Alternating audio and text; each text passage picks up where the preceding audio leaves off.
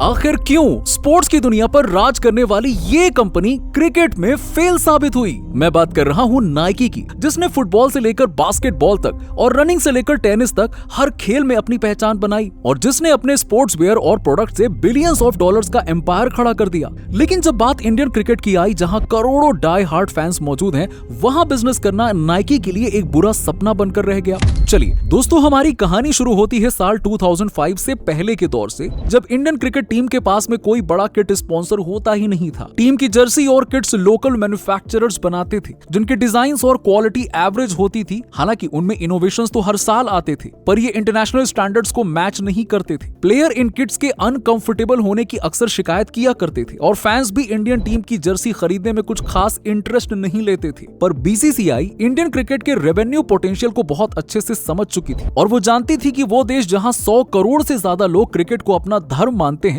और अपने favourite cricketers को भगवान की तरह पूजते हैं, उसके साथ जो भी कंपनी जुड़ेगी उसको करोड़ों का प्रॉफिट होना तय है। और प्राइवेट प्लेयर्स जैसे कि नाइकी, एडिडास, प्यूमा और रिबॉक भारत के मार्केट को सीरियसली एक्सप्लोर कर रहे थे। तब 2005 यानी कि 2005 में बीसीसीआई पहली बार एक बड़ा टेंडर निकालती है और इंडियन क्रिकेट टीम के ऑफिशियल किट स्पॉन्सर के लिए एक ऑक्शन रखती है, क्योंकि इंडिया जैसा बड़ा मार्केट अभी तक किसी ने फुल्ली टैप नहीं किया था। एडिडास, रिबॉक जैसे ब्रांड्स ने इसमें हिस्सा लिया और करोड़ों रुपए की बेट्स लगा दी। लेकिन इस ऑक्शन को जीतता है नाइकी, जिसने बीसीसीआई के साथ अगले 5 साल के कॉन्ट्रैक्ट के लिए 197 करोड़ रुपए की बिड लगाई थी। यानी कि इंडियन क्रिकेट टीम की जर्सी पर अब नाइकी का फेमस सोश वाला लोगो दिखने वाला था और इंडियन टीम की जर्सी की क्वालिटी को इंटरनेशनल स्टैंडर्ड्स पर ले जाना भी नाइकी का ही काम था। 6 फरवरी 2006 को पाकिस्तान टूर के पहले मैच में भारत नाइकी के लोगो वाली जर्सी पहनकर उतरती। हालांकि इस समय तक नाइकी के लोगो के अलावा जर्सी में कोई भी चेंजेस नहीं किया गया था। नाइकी इंडियन टीम की जर्सी को पहले से काफी एडवांस बनाने का प्लान कर तो रही थी, जिसके लिए वो रिसर्च में लगी हुई थी और जिसकी पहली झलक हमें 2007 के ओडीआई वर्ल्ड कप में देखने को मिलती है। इस टूर्नामेंट में इंडियन टीम की एक लाइट वेट, स्वेट एब्जॉर्बेंट और प्रीमियम लुक वाली जर्सी पहनकर टीम उतरती है, जिसके फैब्रिक में वेंटिलेशन था, जो प्लेयर्स को गर्म मौसम में भी कंफर्ट देता था और जो इंटरनेशनल स्टैंडर्ड्स को मैच कर रही थी। लेकिन इसके बाद हुए T20 वर्ल्ड कप में हम धोनी की कैप्टेंसी में चैंपियन बनते हैं और नाइकी भी इस आइकॉनिक मोमेंट का एक हिस्सा बन जाता है, जिसका फायदा उठाने के लिए नाइकी अपने bowler friendly shoes Air Zoom Yorker और batsman friendly shoes Air Zoom opener को लॉन्च करता है। नाइकी अब इंडियन टीम तक लिमिटेड ना रहकर अपनी जर्सी को फैंस तक भी पहुंचाना चाहता था और कंपनी के अनुसार ये उनके लिए एक लंबा गेम होने वाला था, क्योंकि करोड़ों का फैन बेस रखने वाली एक चैंपियन टीम की जर्सी को तो हर कोई लेना चाहेगा। पर यहाँ नाइकी से एक ऐसी गलती होती है जो उनके पूरे प्लान में पानी मिला देती है। दरअसल नाइकी जब इंडियन टीम की जर्सी फैंस के लिए लॉन्च करता है तो उसकी प्राइस 4000 से भी ज्यादा होता है, जो कि एक एवरेज इंडियन के लिए तो काफी बड़ा अमाउंट था। जबकि स्टेडियम के बाहर लोकल स्टोर्स पर काउंटरफिट और कॉपी जर्सीज 300 से 500 रुपए में मिल रही थी। ये सस्ती जर्सी डिजाइन में ओरिजिनल से सिमिलर ही दिखती थी, लेकिन इसकी क्वालिटी काफी कम हुआ करती थी। पर दोस्तों, देखा जाए तो इंडियन फैंस को क्वालिटी से क्या ही फर्क पड़ना था, क्योंकि वो जर्सी तो सिर्फ और सिर्फ स्टेडियम में मैच देखते समय कुछ घंटों के लिए पहनते थे। उसके बाद वो हमेशा के लिए कपबोर्ड में ही पड़ी रहती थी और इतने थोड़े से समय के लिए जर्सी की क्वालिटी और ड्यूरेबिलिटी के टेंशन भला कौन ही करता। नाइकी को इससे तगड़ा लॉस होने लगता है, जिससे बचने का उसके पास यही तरीका था कि वो क्वालिटी को कॉम्प्रोमाइज करके एक सस्ती जर्सी लॉन्च करे। लेकिन नाइकी ने ऐसा करने से साफ इनकार कर दिया। कहने का मतलब यह है कि नाइकी इंडियन क्रिकेट फैंस के सेंटीमेंट्स और इमोशंस को सही से समझ ही नहीं सका, इसीलिए अपनी जर्सी और दूसरे स्पोर्ट्स वेयर प्रोडक्ट्स की मार्केटिंग में फेल साबित हुआ। ये वही गलती थी जो बहुत सारे ब्रांड्स करते हैं, जो प्रोडक्ट तो बनाते हैं फीचर्स के बेसिस पर, लेकिन बेचते हैं बिना इमोशंस को समझे। इंडिया जैसा देश जहां लोग प्रोडक्ट नहीं फीलिंग खरीदते हैं, वहां मार्केटिंग सिर्फ लॉजिक से नहीं चलती है बल्कि इमोशन से चलती है। इस बात को और अच्छी तरह से समझना है तो मैं रिकमेंड करूंगा आपको ज़ेब्रा लर्न की ये book the power of emotional marketing को जरूर पढ़ना चाहिए, जिससे आप जानोगे कि कैसे इमोशंस आपके मार्केटिंग कैंपेन को ज्यादा रिलेटेबल, मेमोरेबल और प्रॉफिटेबल बना सकते हैं। इसमें से मुझे how to design any campaign ये चैप्टर सबसे ज्यादा पसंद आया और मैंने खुद इससे काफी कुछ सीखा। इस बुक में रियल केस स्टडीज और एक्शनेबल इंसाइट्स दिए गए हैं जिनसे जुड़ी ब्रांड स्टोरीज को आप वहां मौजूद QR कोड को स्कैन करके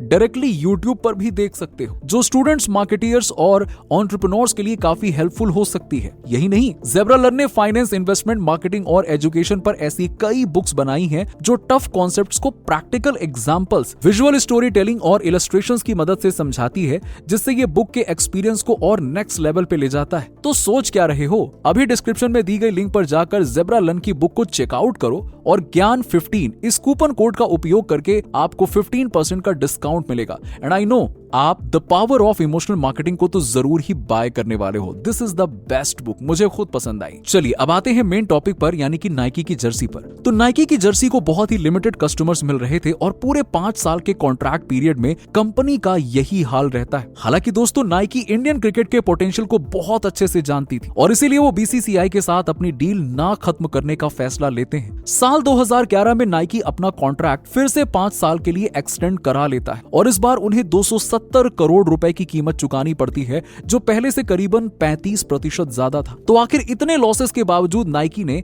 इस कॉन्ट्रैक्ट के लिए ज्यादा कीमत क्यों चुकाई? दरअसल यहाँ नाइकी नई स्ट्रैटेजी पर काम करना चाहती थी, जहां उनका प्लान प्लेयर्स के बैट्स पर स्पॉन्सरशिप देने का था। विराट कोहली, रविंद्र जडेजा, मनीष पांडे, अजिंक्य रहाणे और रविचंद्रन अश्विन जैसे बड़े नामों को नाइकी बैट स्पॉन्सरशिप देती है, जिससे उन्हें ज्यादा ब्रांड विजिबिलिटी की उम्मीद थी। पर यह सौदा भी नाइकी के लिए काफी महंगा पड़ता है, क्योंकि एक प्लेयर के बैट स्पॉन्सरशिप डील 25 लाख से शुरू होती है और 10 करोड़ तक जाती है, जो उनकी पॉपुलैरिटी पर डिपेंड करती है। नाइकी को विराट कोहली की बढ़ती पॉपुलैरिटी से काफी उम्मीदें थी, क्योंकि वो इंटरनेशनल क्रिकेट में एक बड़ा नाम बनकर सामने आ रहे थे। लेकिन 2013 में जब विराट एक बड़े स्टार बन गए, तो वो बैट स्पॉन्सरशिप के लिए बहुत बड़ी डील चाहते थे, जो नाइकी उन्हें नहीं दे पाता है, और विराट MRF के साथ डील साइन कर लेते हैं। ये नाइकी के लिए एक और बड़ा सेटबैक था। उनके लिए प्लेयर्स के साथ इंडिविजुअल डील्स भी कॉस्टली पड़ रही थी और इंडिया में जर्सी सेल से रिटर्न्स नहीं मिल रहा था, जो कंपनी के लिए कांस्टेंट लॉसेस का बड़ा कारण बन रहा था। पर अभी तो ये शुरुआत थी,